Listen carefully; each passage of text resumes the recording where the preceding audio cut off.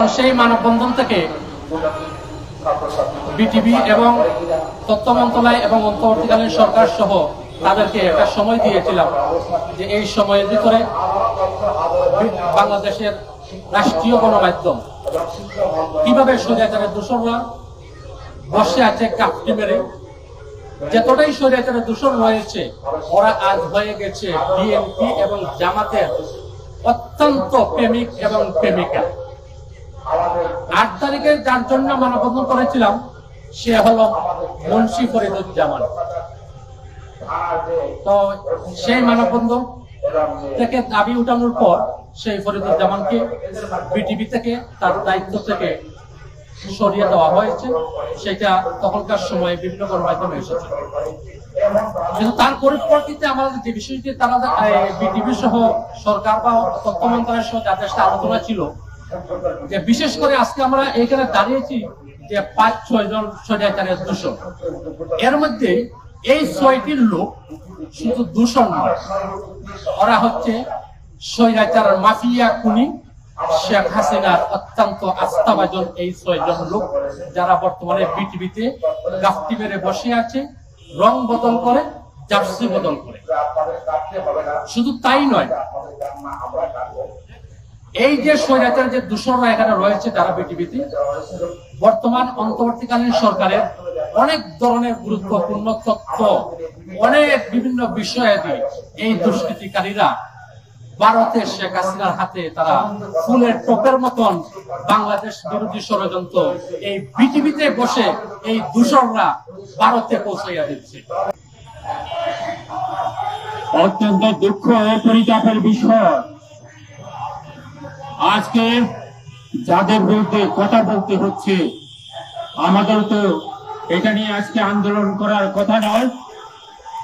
তাই এই যৌক্তিক দাবিতে প্রতিরোধ আন্দোলন আজকে রাজপথে নেমেছে। আমি মনে করি তাদের এই দাবি যৌক্তিক, গঠনমূলক, সময় উপযোগী।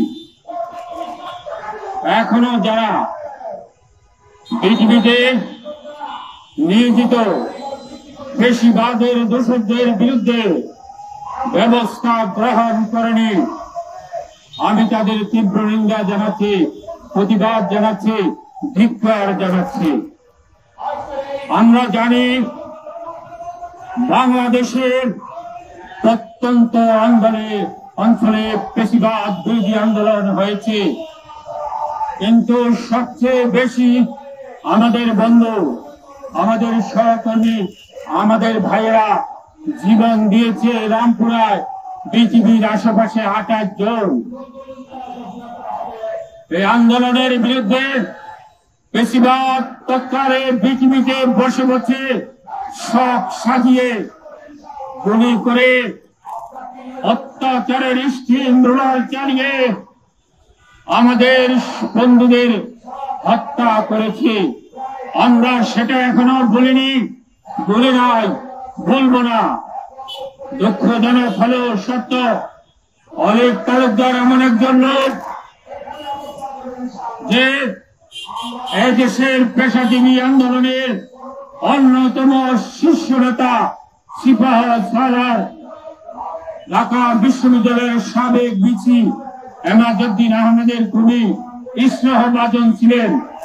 আমি দেখেছি, আমরা দেখেছি সেই সময় তার আন্দোলন সংগ্রাম ছিল জোরদার। এখনো তাকে রাজপথে নামতে হয় এইসব জন গুরুত্বপূর্ণ দাবিতে। সেজন্য আমি অনেক তালুকদার সহ এই সংগঠনের নেতৃবৃন্দকে ধন্যবাদ জানাচ্ছি। অনতি বিলম্বে পৃথিবীকে পেশিবাদ সহ সারা দেশের প্রশাসনে এখনো যারা পেশিবাদের দোষর আছে, যেখানে তারা লুকিয়ে আছে অন্ধকারে প্রকাশ্যে, তাদেরকে অনতি বিলম্বে অপসারণ করতে হবে। এখনো চোরাচারের লোক আছে জাতীয় প্রেস ক্লাবে, বিরুদ্ধে সাংবাদিকদের বিভিন্ন সংগঠনে, আমরা তাদেরকে অপসারণের